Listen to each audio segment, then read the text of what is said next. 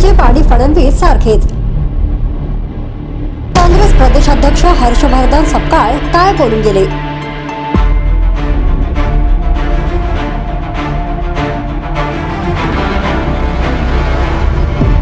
छत्रपती संभाजीनगरमधील खुलताबाद येथे असलेल्या औरंगजेबच्या कबरीवरून सध्या राज्यातील वातावरण चांगले तापले आहे। बजरंग दलाने ही कबर हटवण्याची मागणी केली आहे। दुसरीकडे धर्मवीर संभाजी महाराज प्रतिष्ठानचे मिलिंद एकबोटे यांनी ही कबर नष्ट करण्याचा इशारा दिला होता। त्यानंतर सरकारने औरंगजेबाच्या कबरीवरील सुरक्षेतही वाढ केली आहे।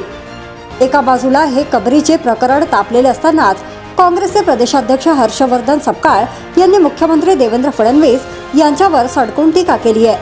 हर्षवर्धन सपकाळ म्हणाले की औरंगजेब हा क्रूर शासक होता। मुख्यमंत्री देवेंद्र फडणवीस हे देखील तसेच क्रूर आहेत, कारण ते नेहमीच धर्माचा आधार घेत असतात। इतिहासात आपण औरंगजेबाला कसं गाडलं याची ही कबर साक्षीदार आहे। क्रूर प्रवृत्तीच्या माणसांना आम्ही गाडलं हेच यातून सिद्ध होतं। पण ही कबर या सरकारला नष्ट करायची आहे, म्हणजेच मराठी माणसाचा, मावळ्यांचा, शिवाजी महाराजांचा इतिहास पुसून टाकायचा आहे, असे सपकाळ म्हणाले। दरम्यान छत्रपती शिवाजी महाराज यांना बदनाम करण्याचे षडयंत्र हे काँग्रेसच्या माध्यमातून सुरू असल्याची टीका शिवेंद्रराजे भोसले यांनी केली आहे। काँग्रेसने छत्रपती शिवाजी महाराज आणि छत्रपती संभाजी महाराज यांच्या कार्याला महत्त्व दिले नसल्याचे त्यांनी म्हटले आहे। काँग्रेस प्रदेशाध्यक्ष हर्षवर्धन सपकाळ त्यांनी त्यांचा समाचार घेतला।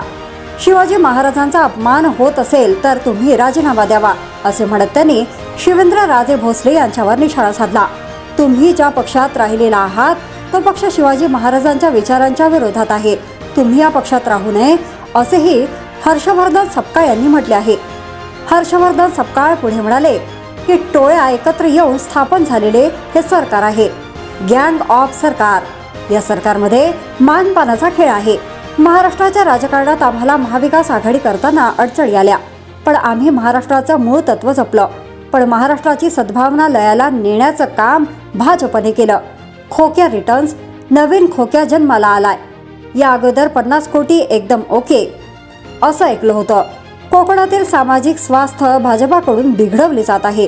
कोकणातील नैसर्गिक साधन संपत्ती उद्योजकांना विकायची आहे। उद्योगपतींना सांभाळण्याकरता कोकणातल्या सामान्य माणसाचा बळी देऊ नका, अशी मागणीही त्यांनी केली। जर तुम्ही अजूनही YouTube चॅनलला सबस्क्राईब केलं नसेल तर ते लगेच सबस्क्राईब करा।